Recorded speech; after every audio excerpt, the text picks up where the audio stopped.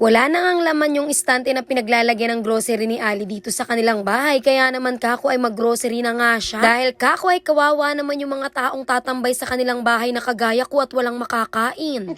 Sa tagal ng pag-aabyad namin sa aming mga sarili ay hinapon na nga kami papunta sa pag-grocery. Alas 5 na nga pala ito ng hapon at sa mga oras na ito ay nag-aabang nga kami ng tricycle na sasakyan namin.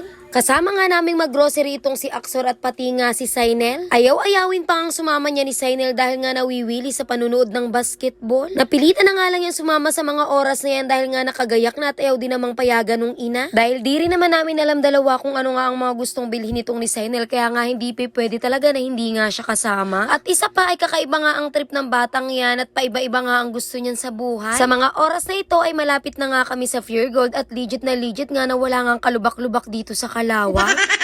At kung bakit naman talaga naipon sa kanda ang maraming lubak?